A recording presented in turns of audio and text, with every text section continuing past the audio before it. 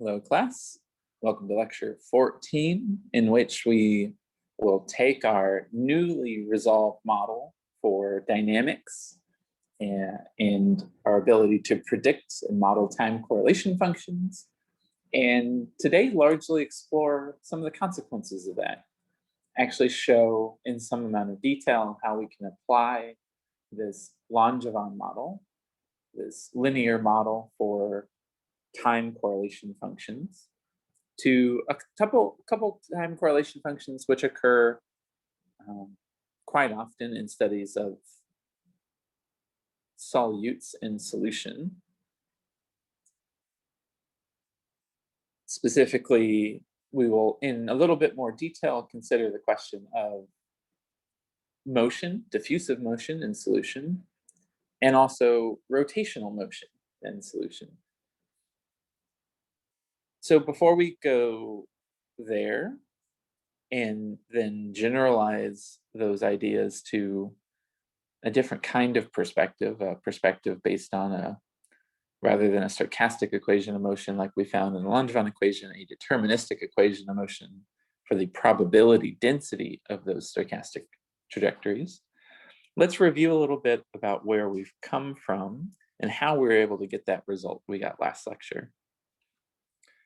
So specifically, this whole module is really concerned with time-dependent response.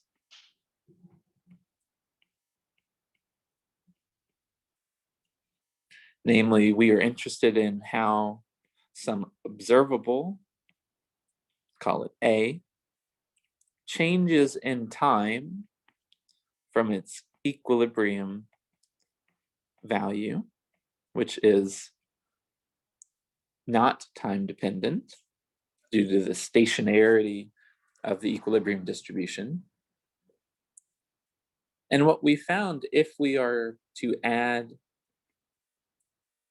a linear perturbation that is conjugate to that observable A, say with a time-dependent force F, we found that we can predict the change in A through a response theory that takes the form of an integral from 0 to infinity and the convolution of a response function chi with this time-dependent force F. So again, this is a response function.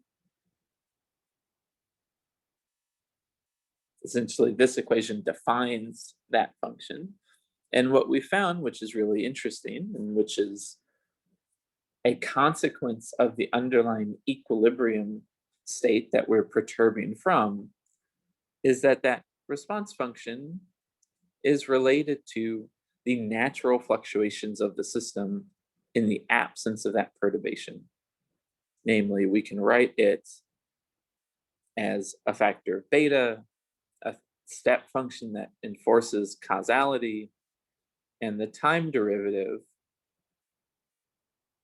of a correlation function of A at the origin of time with A at some time t later.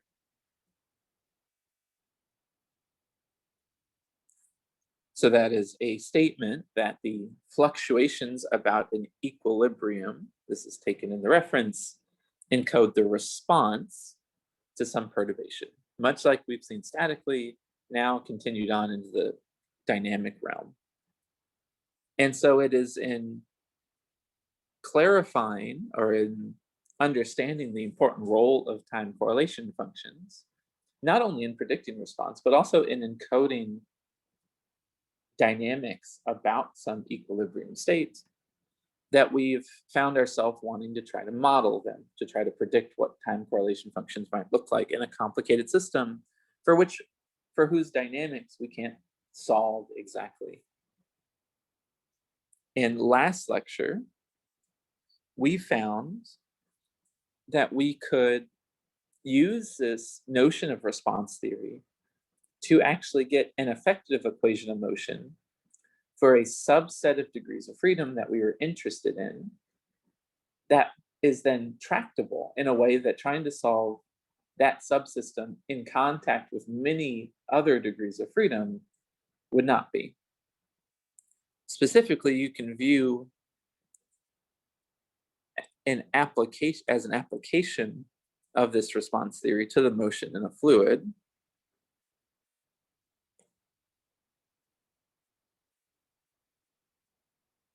the generalized Langevin equation that we derived last lecture.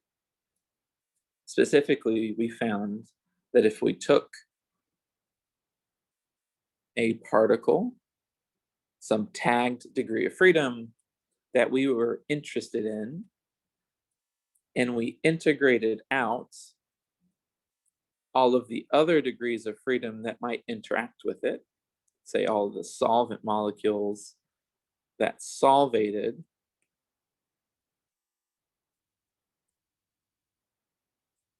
that tagged degree of freedom,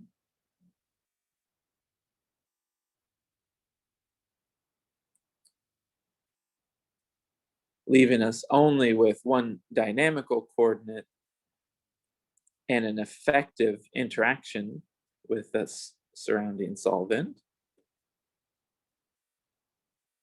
We found we could write down an equation that still encoded the influence of the environment on that tagged degree of freedom, but which was closed. We only needed a limited amount of information about the solvent to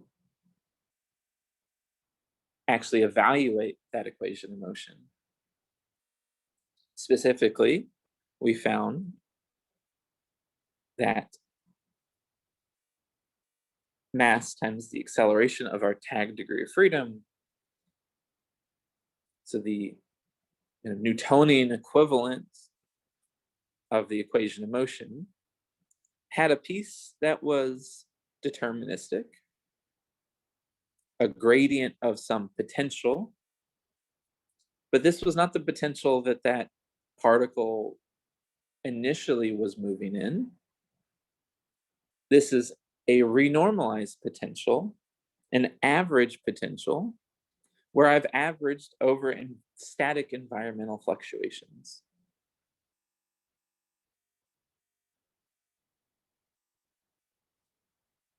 So that's a contribution we could have predicted just from an understanding of thermodynamics, of static statistical mechanics. Namely, we know when we integrate out degrees of freedom, we generate effective interactions. That is the manifestation here in an equation of motion. But more than that, we found that in general, there's an influence of those degrees of freedom we've integrated out that arise in two additional components to the equations of motion: a memory, a dynamical or time-dependent friction,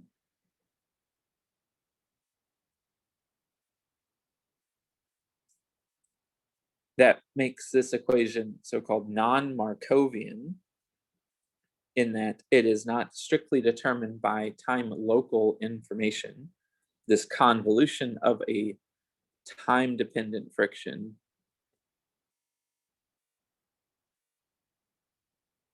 with the velocity means that I need to know what the velocity was doing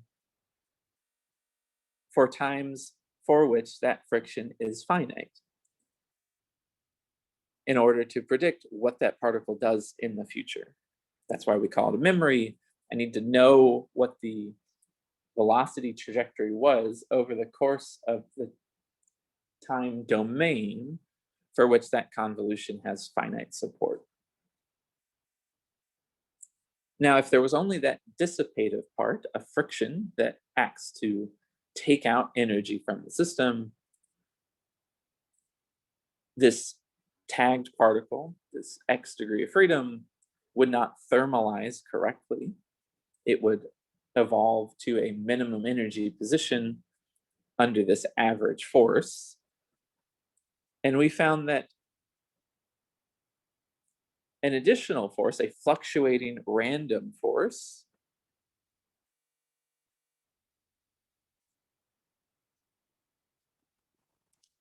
is also generated when I integrate out these degrees of freedom, which exactly balance that frictional force in order to thermalize the system.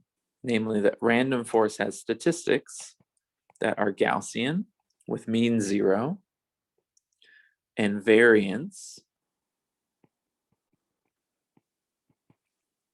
that up to a factor of the temperature was that frictional coefficient, that frictional function. This balanced relationship, which says that the random forces have the same magnitudes as the frictional or dissipative forces, is known as the second fluctuation dissipation theorem.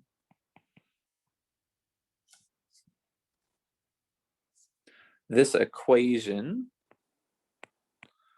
is known as the generalized Langevin equation, generalized because it has this memory in it. And while we derived it, assuming that the bath responded strictly linearly,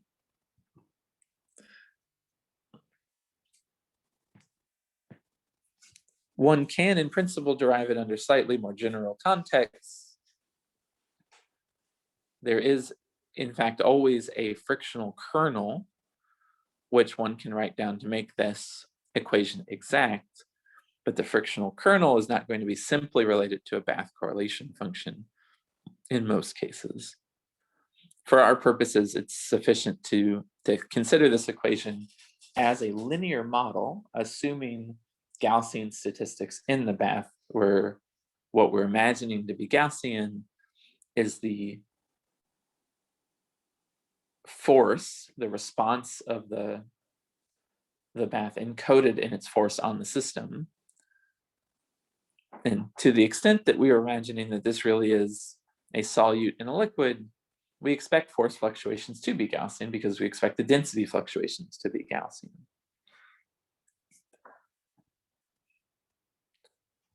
We've shown last lecture a couple limits of this equation.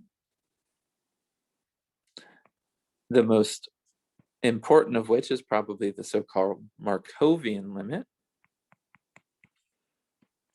in which case the friction is envisioned to decay infinitely quickly,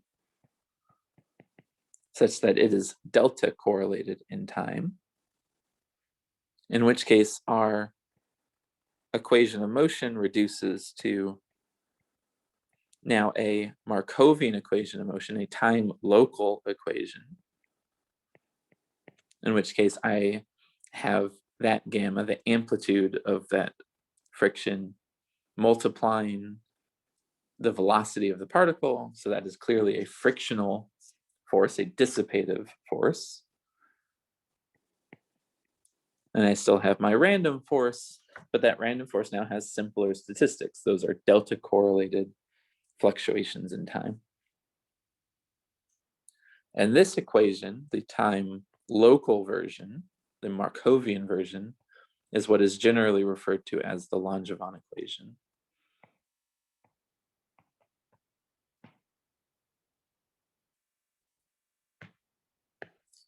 One further limit that one could take is the so-called overdamped limit.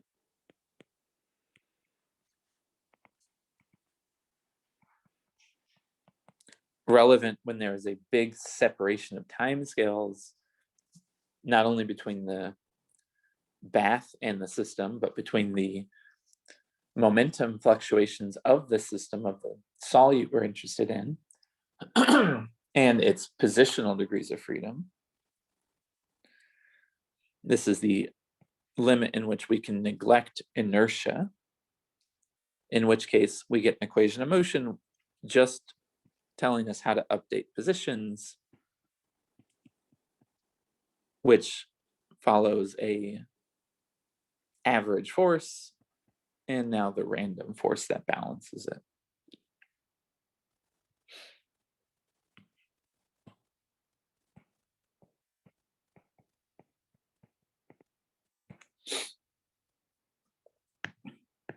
Okay, so by itself, this is an interesting discussion we've started. We've understood now how we can eliminate dynamical degrees of freedom in a complex system, resulting in a model of the dynamics of the subset that we're interested in. And for the purposes of this class, a real utility of this perspective of these models is that they provide access to approximations for time correlation functions. So today we will explore how these linear models for the dynamics of a system can be used to predict or model time correlation functions.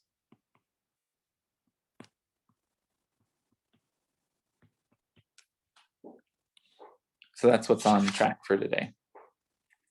So we'll do two things, as already alluded to. The first is that we will work out two examples of time correlation functions for motion in solution, diffusive motion and rotational motion. We'll do that by solving these Langevin equations, which are now one-dimensional equations and thus tractable for exact solution. And then we will broaden this perspective and restore some degree of determinism. So what I mean by that is these equations that we've gotten by eliminating degrees of freedom are no longer deterministic like Hamilton's or Newton's equations of motion are. They're stochastic. These random forces generate unique trajectories over every realization of this process. It's only by averaging over many realizations of these stochastic trajectories that we get a typical trajectory for the system, typical in the average sense.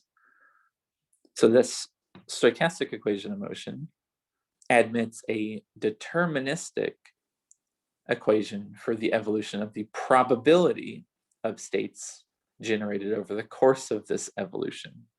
So there is an analog to the Liouville equation that we derived under dynamics which were Newtonian for the dynamics in these Langevin equations, and that equation of motion for the probability distribution is known as the Fokker-Planck equation. And so that's where we'll end up today, is in deriving it. Okay. But let's start with a few examples of using this Langevin equation as a means of modeling time correlation functions.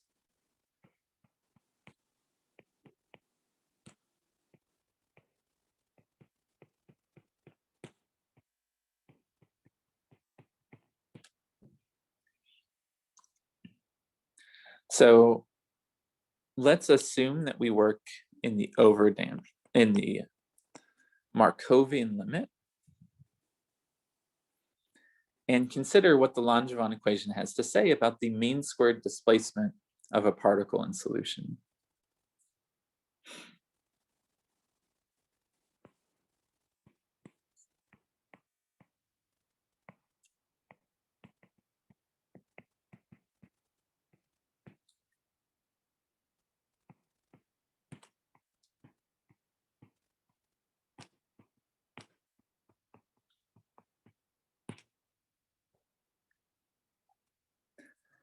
So for such a particle in the Markovian limit, so where the bath relaxes faster than the system, applicable when the solute particle is much bigger than the solvent,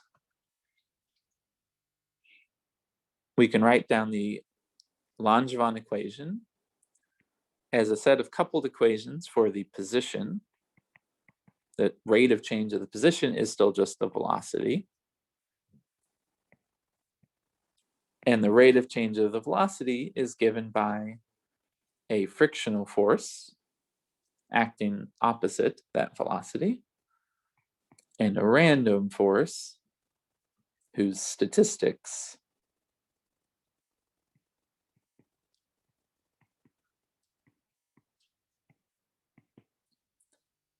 are determined by the temperature.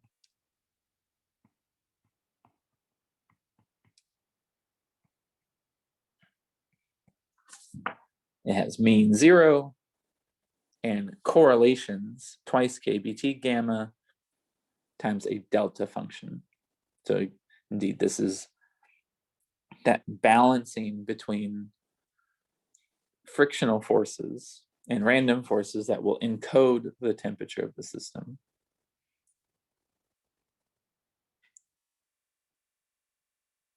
Again, it's from this equation, in the absence of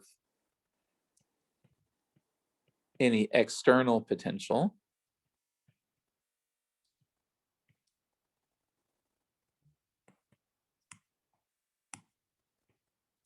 that we can really see the importance of that random force if we were to integrate this equation here, the Langevin equation, without that random force. We would see that the velocity of the system is a monotonically decreasing function evolving to 0 velocity on average at long times. Now we know that that can't be true because the mean squared velocity is something that should fluctuate on instantaneous realizations of the velocity of a thermal system should be related to the temperature and the mass of the system. And indeed, it's those random forces that will encode those fluctuations.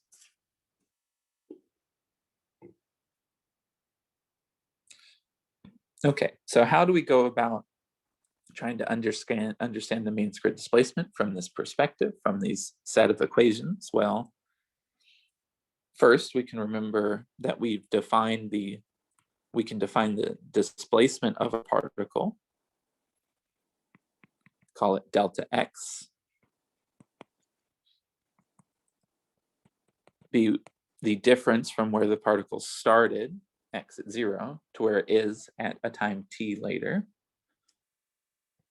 And from the equation of motion for the position, this is just given by an integral from 0 to t of the velocity over that time. Now we know on average in a thermal system, we've discussed this prior in our previous lectures, that a thermal system with no force acting on the particle should not go anywhere on average. And indeed, if we average this displacement, we can take the averaging inside that integral on the right, getting the average velocity. That sure should be 0. So a way to characterize the motion of a particle in the absence of an external potential is to not look at its displacement, but its mean squared displacement, taking this delta x over time, squaring it, and then averaging it. So this will tell us a typical displacement that particle exhibits over the time t. Typical meaning both on average, as well as typical meaning a typical fluctuation away from not going anywhere. From the equation above, squaring it results in 2 integrals over time.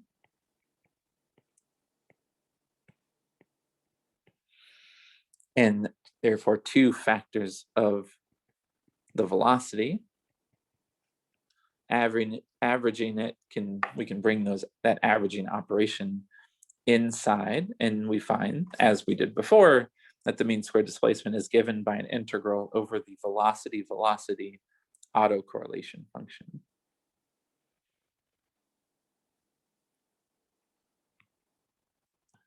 And as before, we can rewrite that correlation function, noting that this is evolving within an equilibrium system, and thus those correlation functions are stationary, so we can write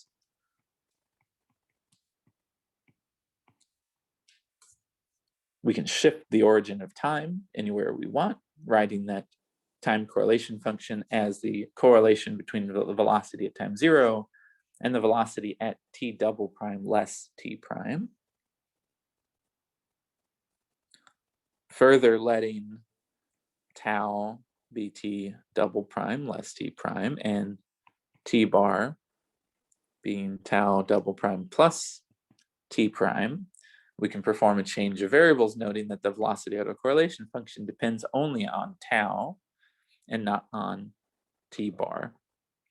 As I've gone over in the small group discussions with some of you, this change of variables comes with it a Jacobian of twice and a change of limits that takes tau from 0 to t and t bar from 0 to t minus tau.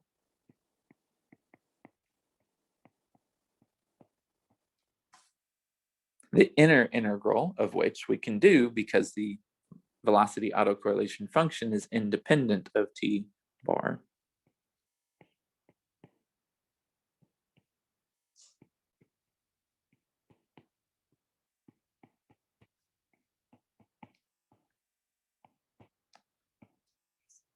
Yielding that final result.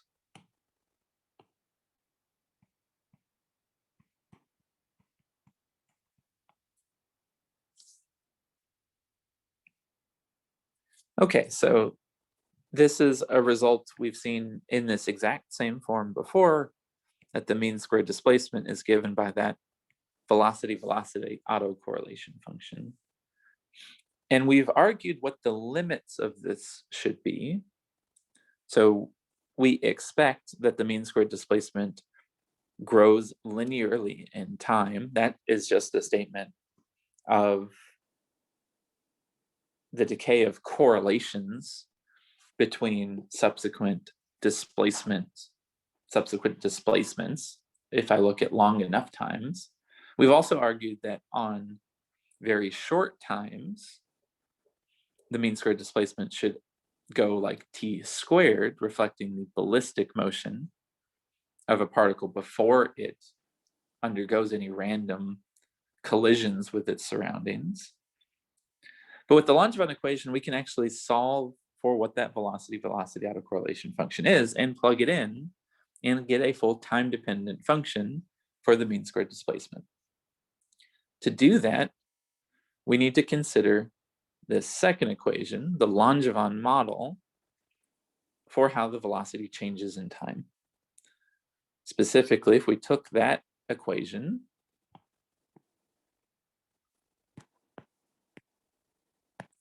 it could be integrated with an integrating factor.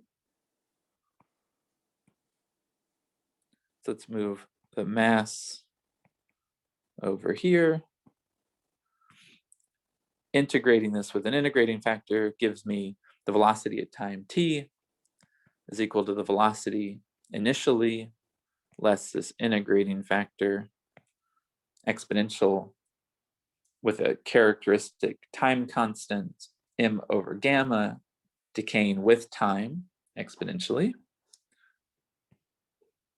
That's the homogeneous part. We can treat the inhomogeneous part as 1 over m in integral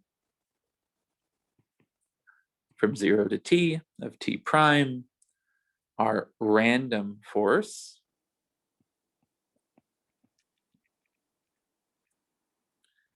and this integrating factor, like so. Now, if we multiply this equation by v naught, the velocity at time 0, and average, that's the velocity-velocity autocorrelation function, that's going to be equal to the average of the velocity squared times this constant function, the decaying exponential. If we multiply by v0, the things that are fluctuating are the velocities and these random forces. So both of those live under the averaging operation.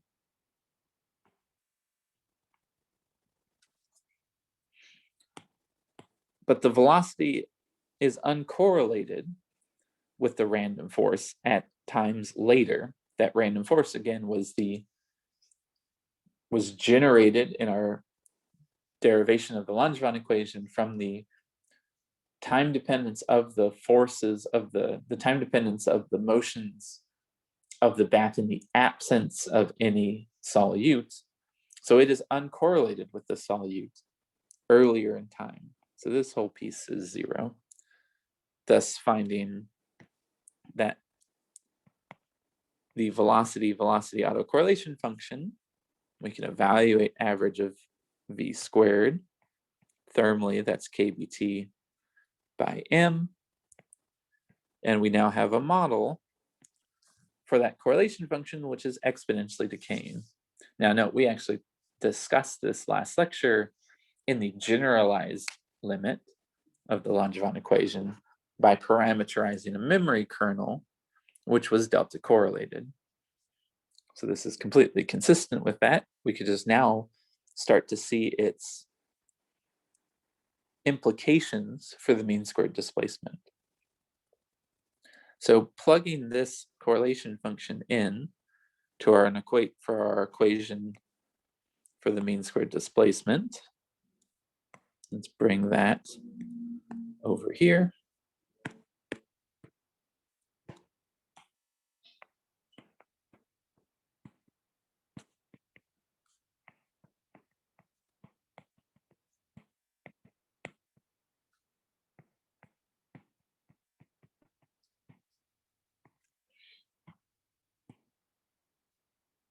So we have factors kBt over m coming from the thermally averaged initial velocities. And we have this exponential decaying function with a characteristic time scale, m over gamma.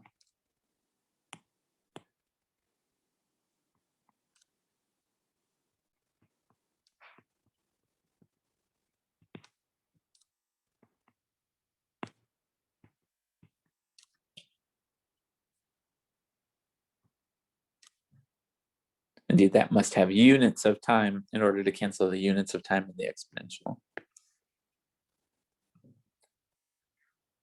All right, so that's an integral we can do. There are two integrals there, a factor of tau times an exponential of tau, and a constant times an exponential of tau. Both of those are simple integrals. Evaluating them, we get twice kBt over gamma.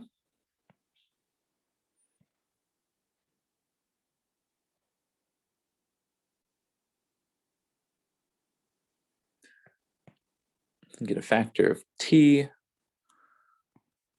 I'll get the, let's see, I get a factor of t, I get a factor of m by gamma, and m by gamma times this decaying exponential.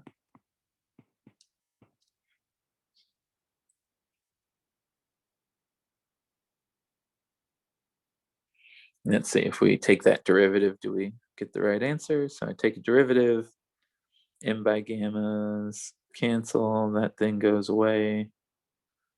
Yeah, okay, that checks out. All right, so this is the mean squared displacement over time. So what does it look like?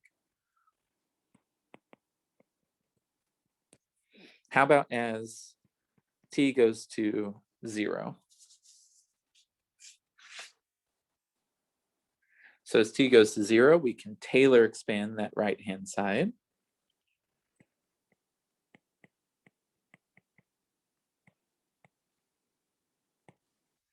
I will get twice kBt over gamma.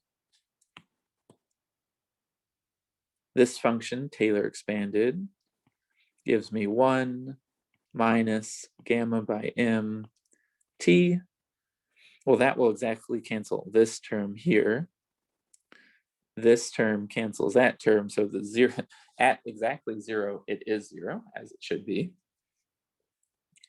But in addition, so the next non-trivial term will give me a gamma squared m squared by 2 and a t squared. The m by gamma outside will cancel those, and I will be left with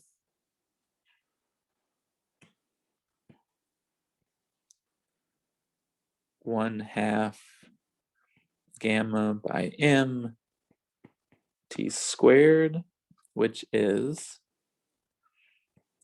kbt over m t squared.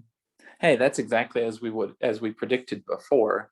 That's the average velocity squared moving ballistically in time, giving me a t squared dependence.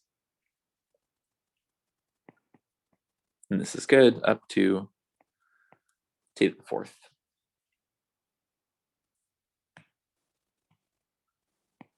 Or I guess t to the third. All right, what about the long time limit?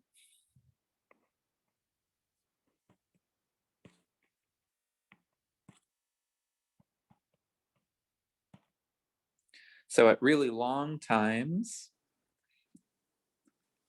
t grows, the constant will become irrelevant, and the exponential will decay. So at very long times, as anticipated, we get something that grows with t like so. So kBt over gamma must mean what we mean by the diffusion constant. And so putting this all together, if we were going to plot the mean squared displacement,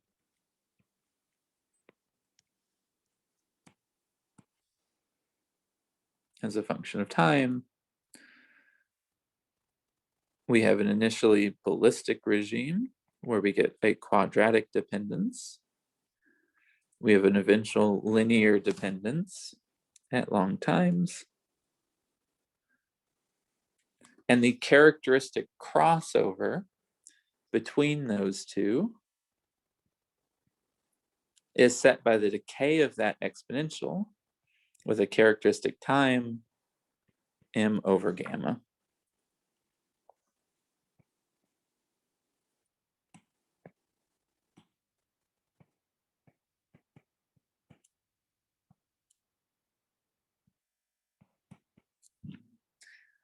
Indeed, one can note that if we thought back to our overdamped limit, the overdamped limit is a limit in which gamma is really, really large, where the particle is free of inertia. That is a limit in which that initial ballistic regime has smaller and smaller support. So in the overdamped limit, the Brownian motion limit, I move directly into a diffusive behavior for the mean squared displacement. Cool, and so we've seen now, so before we had to intuit this eventual diffusive scaling, we had to assume that displacement becomes uncorrelated, and thus if I square it and average it, that there are only a linear number of terms, an extensive and time number of terms that stay correlated with each other, yielding a variance that scales proportionally to time. If the velocity or the mean squared displacement stayed correlated for all times, I would continue into a diffusive, I would continue into this ballistic limit for all times. And we've seen now that it's a consequence of the friction and the random forces that cause that particle to decorrelate its velocity in time. If it was really a free particle, like that moving in a gas, it would for much longer time stay ballistically moving. Okay, so this is one application of our Langevin theory technique, our linear model for dynamics,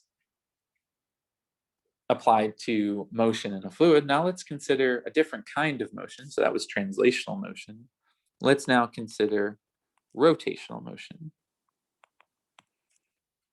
This is, for example, a good model for how dipole-dipole correlations might evolve in a condensed phase.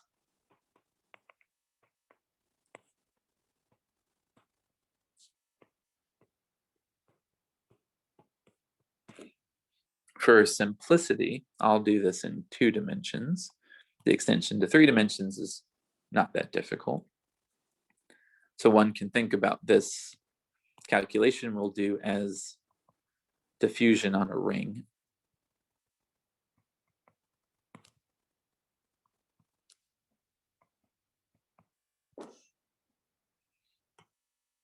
So the object we're interested in is how the dipole of some molecule at time 0 is correlated with that dipole at time t.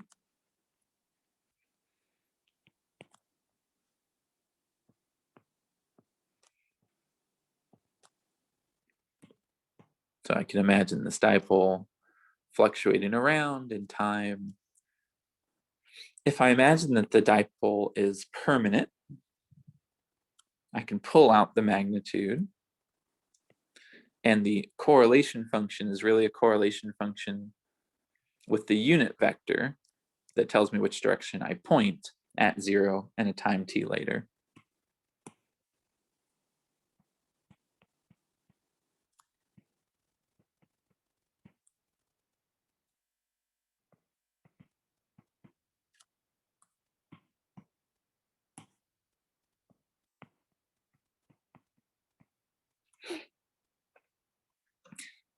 In 2 dimensions, that unit vector has 2 components that I can parameterize with an angle theta.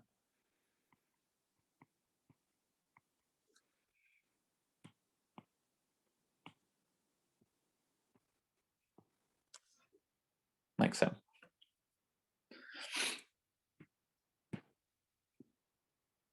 So the correlation function between those unit vectors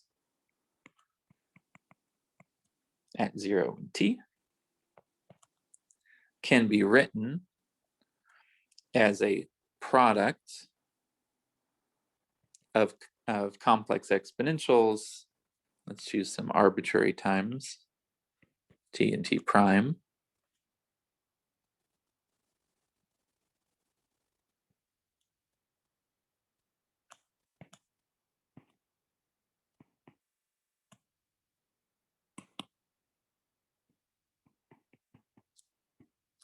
Like so, which I can rewrite as a single complex exponential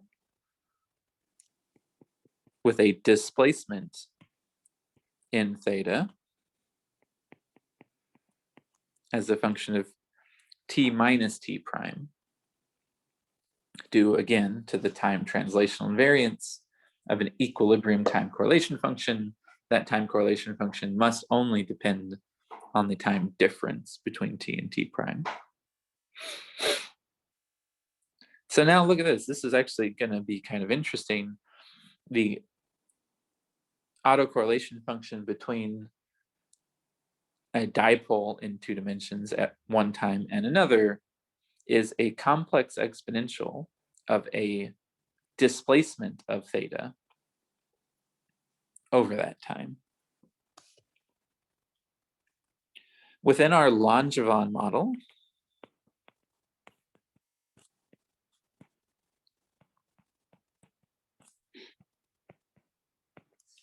we could write down an equation of motion for theta, assuming that it is weakly interacting with the surrounding solvent, or that the solvent is linearly responding.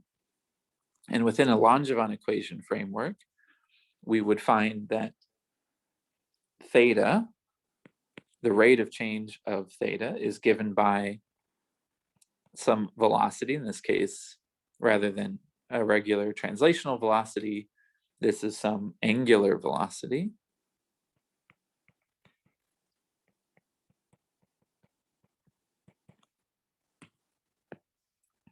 and that angular velocity changes in time with something that is like a mass, in this case, the moment of inertia. And in the absence of any torsional potential, we'll have a frictional force acting conjugate to that angular velocity, and a random force that must balance it. So this is the moment of inertia for that dipole. This is some angular friction acting on that dipole. And we have random forces still with mean zero and that are delta correlated in time.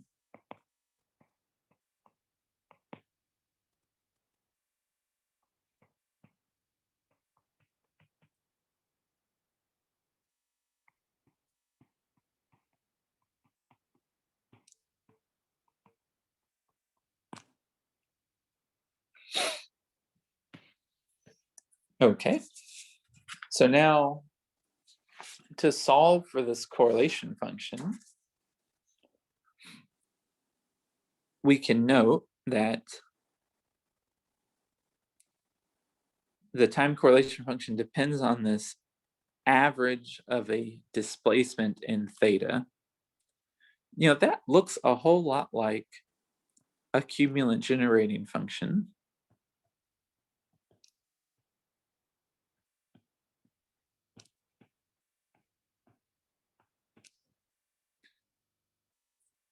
And to the extent that we have a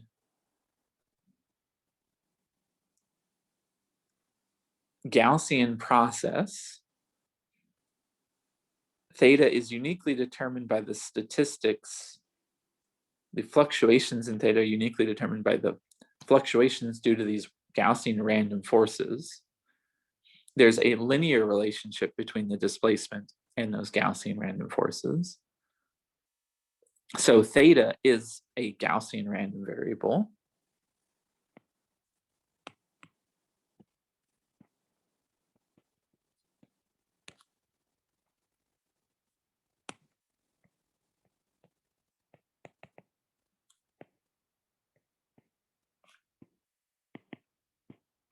And as a Gaussian random variable, its statistics are uniquely specified by two cumulants.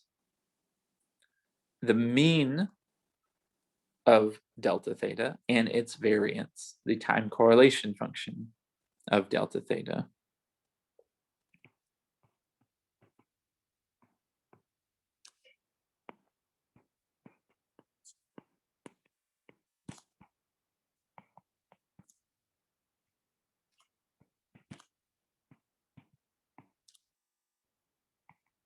Namely, I can think about this cumulant generating function as an integral over theta of t, a probability distribution of theta of t, averaging this observable. It's a time series of theta. This is the probability of the time series of theta.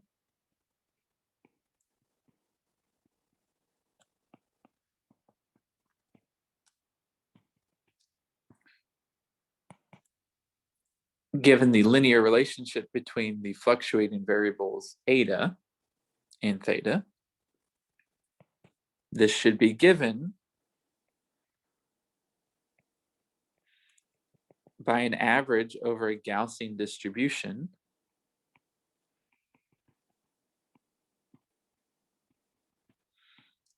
where theta is on average 0 and is parameterized then by its variance.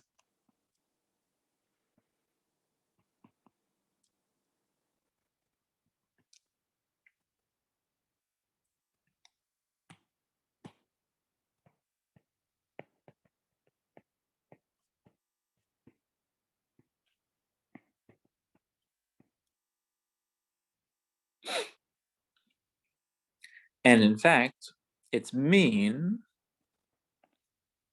should be 0. The equation has the exact same form as the translational diffusion we solved for earlier. Indeed, if I took an average over delta theta, that would be determined just by an integral over its angular velocity, but its angular velocity is 0 on average, and thus delta theta is 0 on average. And so the fluctuations in theta you just determined by its average, or by its variance.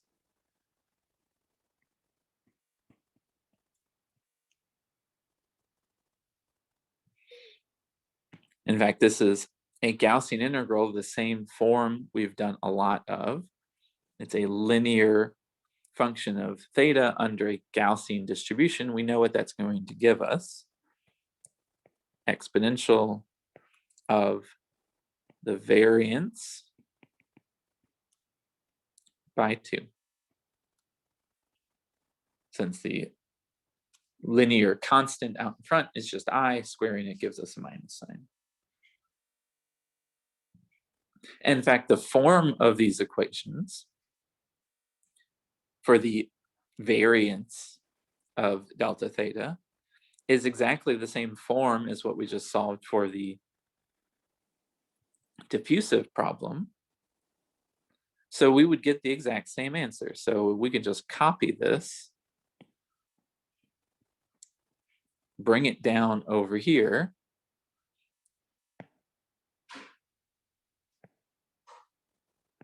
putting that under the exponential.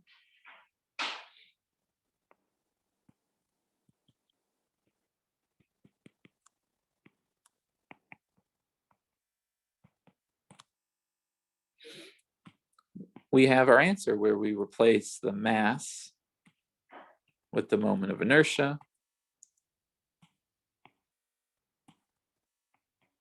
And gamma is now the rotational friction, not the translational friction.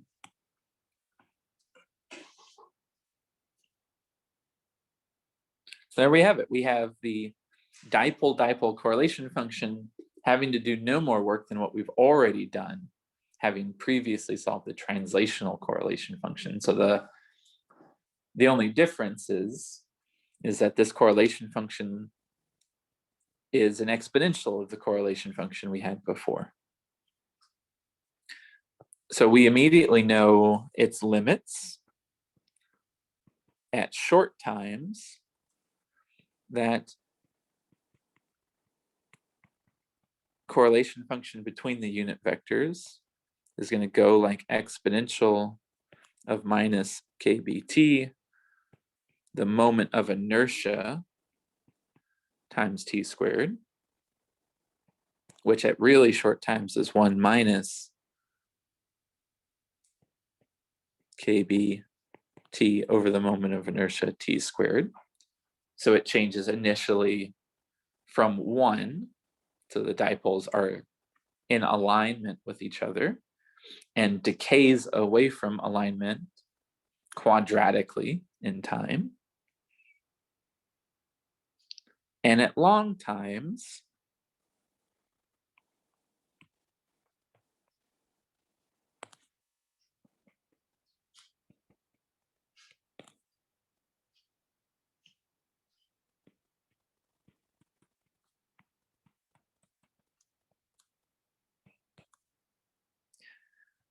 the exponential decays, I'm left with just t.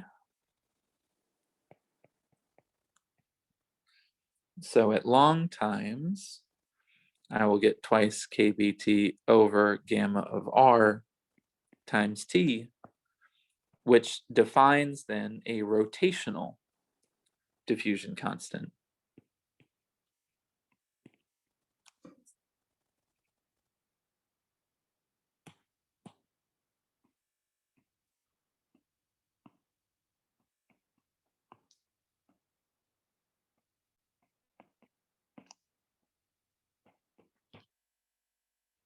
So if we were going to plot this correlation function,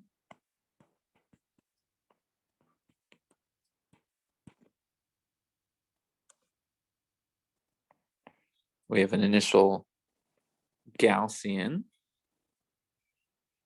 that gives rise to now an exponential decay.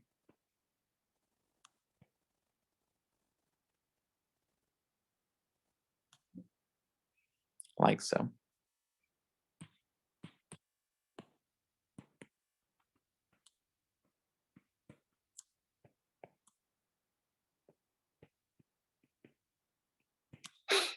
Where that characteristic time scale is now set by gamma r over the moment of inertia.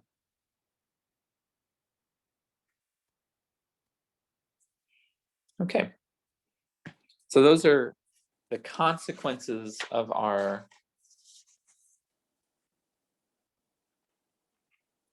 Langevin model, the linear model for time correlation functions, and now we've just studied two kind of typical cases, that of translational and also rotational motion.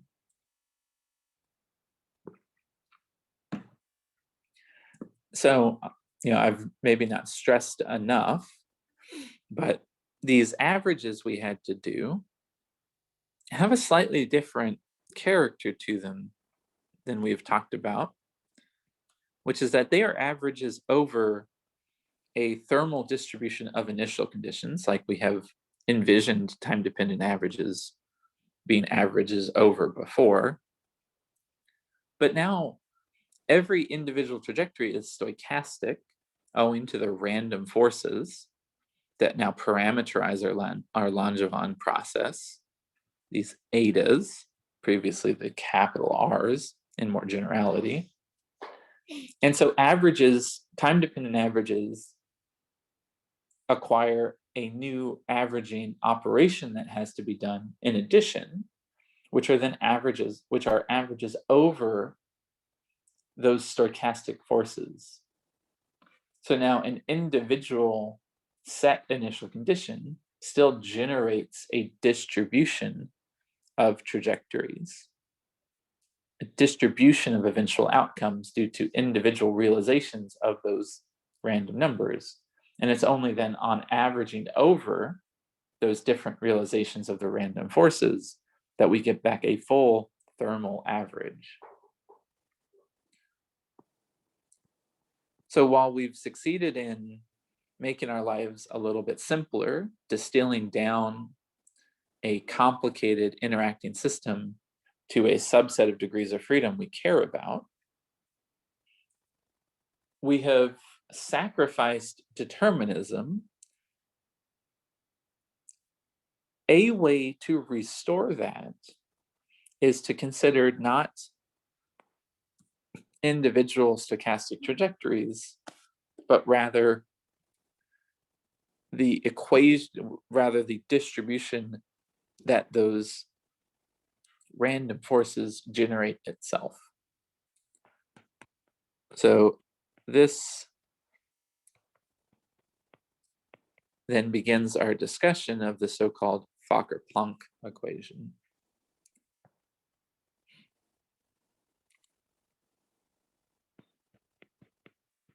So again, I can imagine starting my system at a well-defined initial condition, evolving a trajectory up to some time t.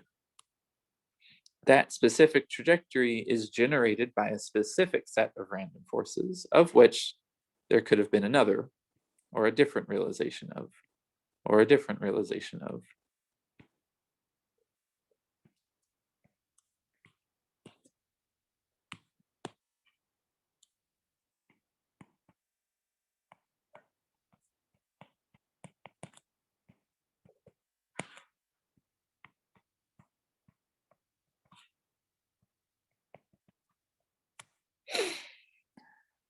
So rather than thinking about those individual trajectories, I could imagine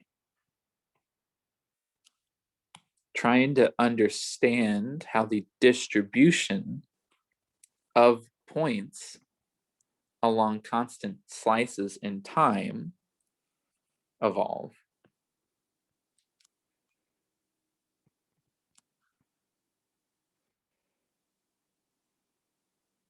So I could imagine that an initial delta function distribution on the x's, where all my particles are localized, or my system is localized at that well-defined initial condition, if I evolved an ensemble of trajectories up to time t, there is now a distribution of x's that are generated from different realizations of those random forces.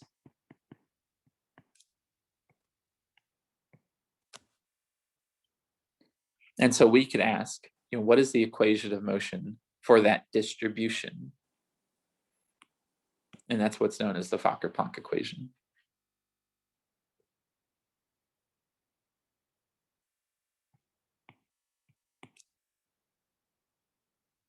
So we'll do this in complete generality next lecture, but we'll go ahead and warm up with considering the overdamped case.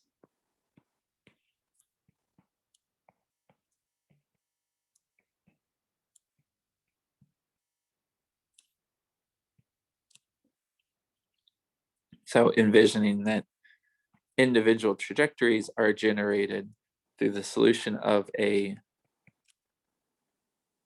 equation of motion that has a deterministic force F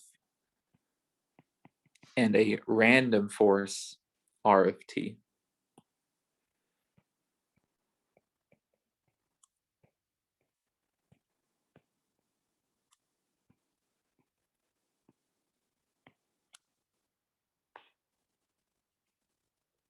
Now, if that random force was a fixed time-dependent function,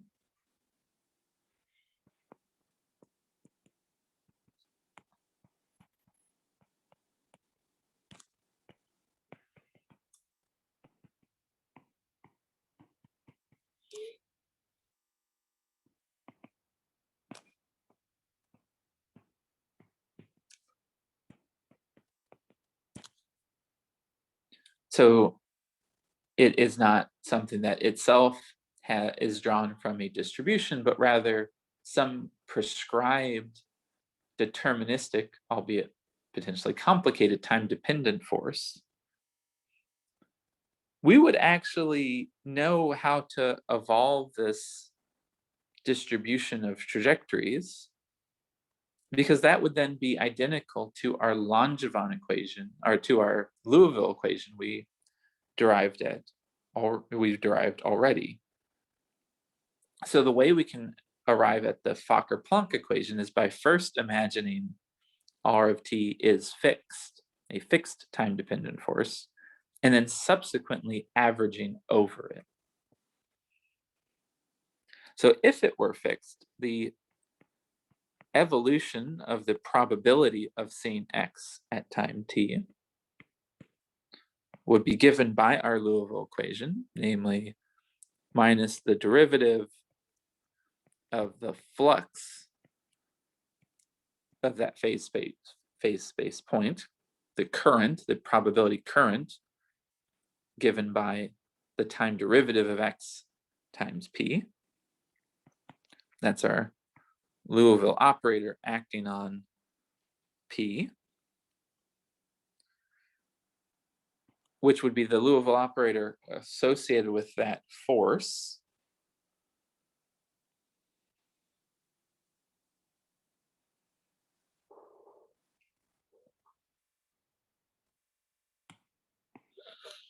Indeed, we can just substitute in x dot as the sum of f and r up to a factor of 1 over gamma.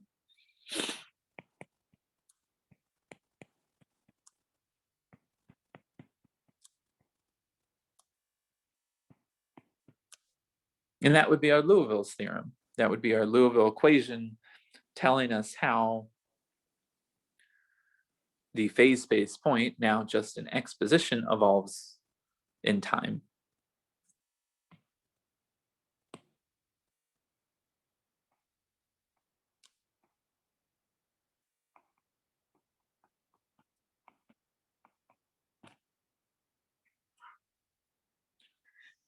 I could solve this equation treating F as the homogeneous part of this first order differential equation.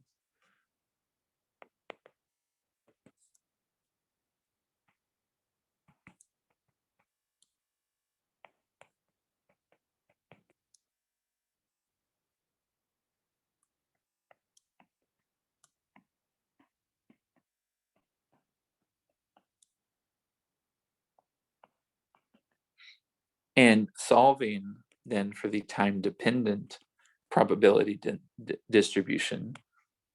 Now, provided a set realization of R of t, it would be equal to, it's not sorry to define that there, define it rather here, the evolution generated under just that deterministic force given some initial condition, plus using my integrating factor with L from the deterministic part of the update, the homogeneous part, it would be convoluted with the inhomogeneous part given by the derivative of the random force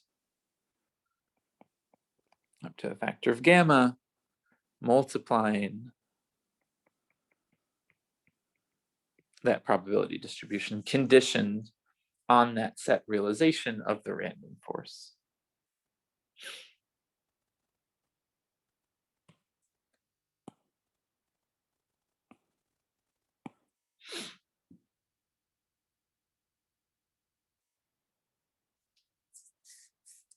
So now I could plug this equation of motion back in to the right-hand side.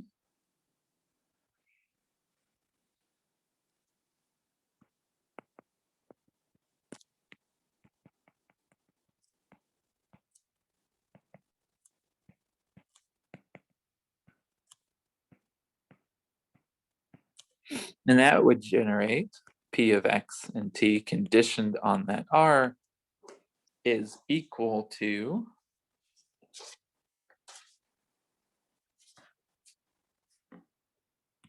actually, let's do this into the original equation here.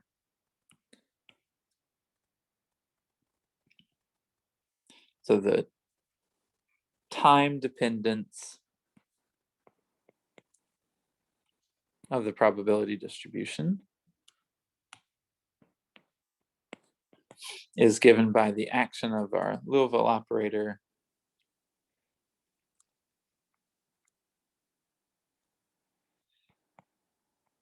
the integrating factor we found, and integrating it conditioned on a set of R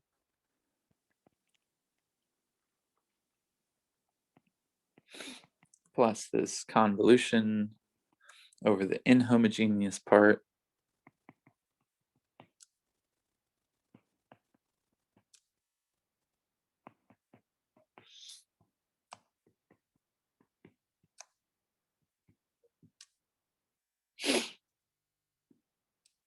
and that's all the deterministic terms, and now I'll have the stochastic terms.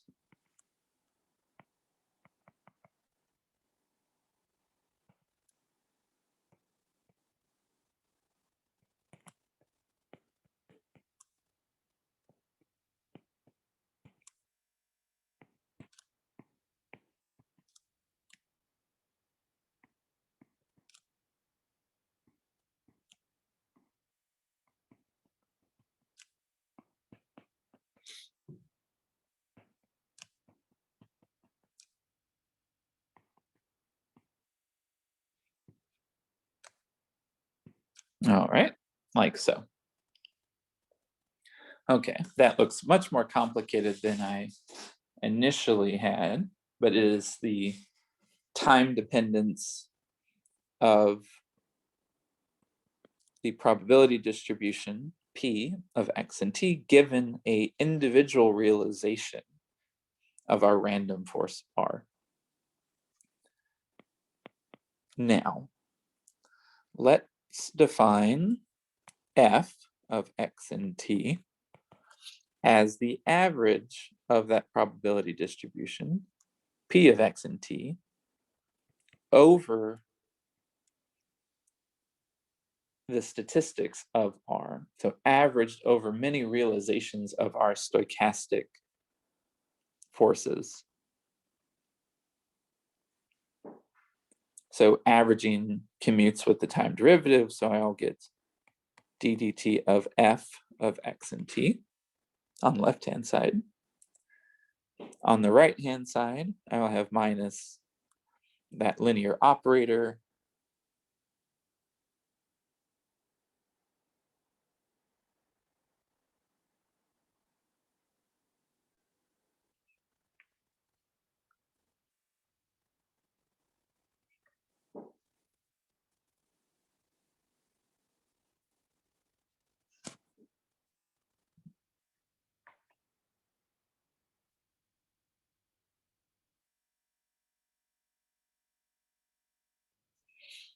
acting on, I can replace that propagated equation with just f of x and t. And now let's see here. So first we know that R is on average 0. And so instances in which we have one factor of R on average will be 0. And so if I average that first term or the second term here, there's one factor of R, but there's a factor of R in that probability distribution.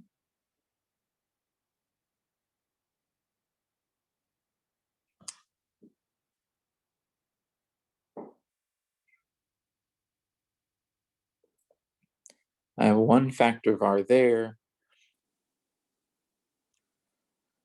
That is dependent only on the initial probability distribution, which is therefore not dependent on R. So that term will vanish.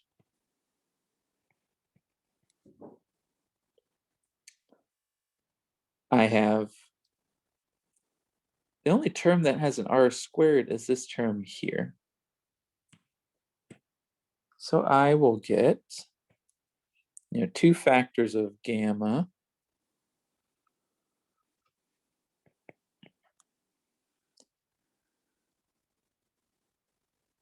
two gradients, d dx here, d dx there,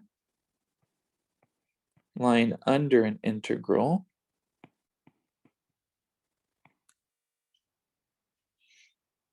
This R of t I can pull into the averaging operation.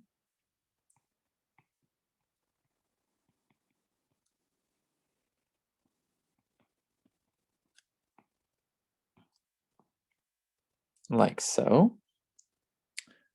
And sorry, let's rewrite that a little more carefully, because that's being propagated under that inhomogeneous integrating factor, like so. But now look at what we've arrived at. So this average, R is Gaussian, its mean, let us cancel out that term and this term. Its variance is something we know. It's twice kbt gamma delta t minus t prime.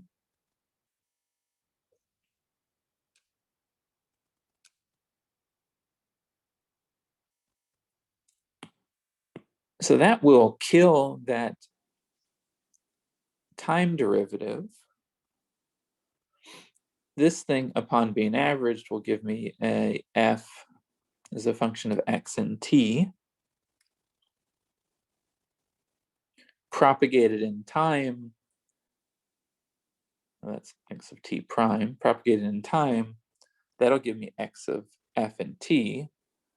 So what I've just found is that the time dependence of f of x and t is given by the deterministic part, some operator L moving f, and now kbt over gamma, two derivatives spatially of f of x and t.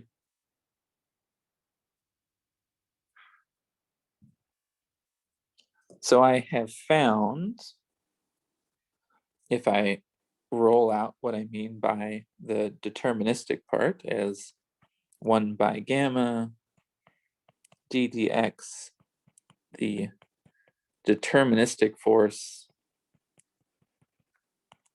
like so, plus kbt by gamma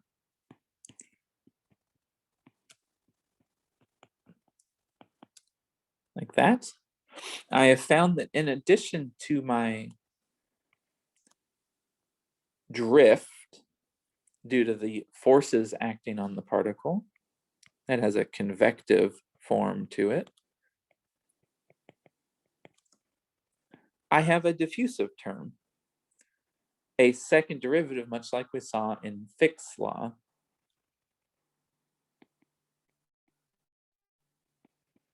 Generated now from the random force that influences how those trajectories spread over time. We've found that the diffusion constant is kbt over gamma. So I can replace that prefactor with the diffusion constant.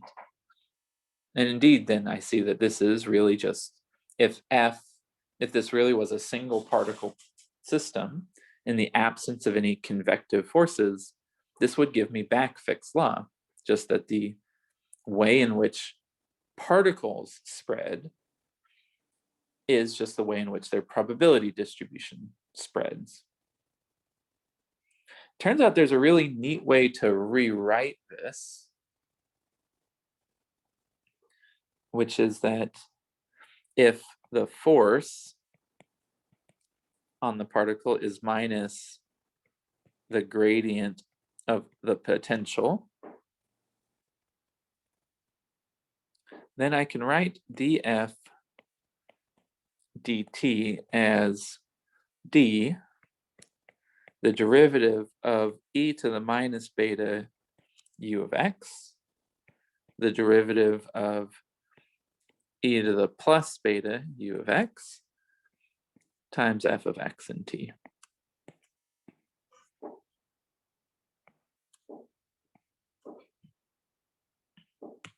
You should check that for yourself. Indeed, if you take those derivatives, you'll get back this equation here. That's a really interesting way to rewrite it, because note, if I plug in, if f of x and t is equal to e to the minus beta u of x, a Boltzmann distribution, that cancels that term, leaving no x dependence under that derivative, and thus the derivative is 0. We would find that the time derivative of f is 0, thus demonstrating that a Boltzmann distribution is a steady state distribution of this Fokker-Planck equation. In the overdamped limit, this equation, the Fokker-Planck equation, is often also known as the so-called Smolakowski equation.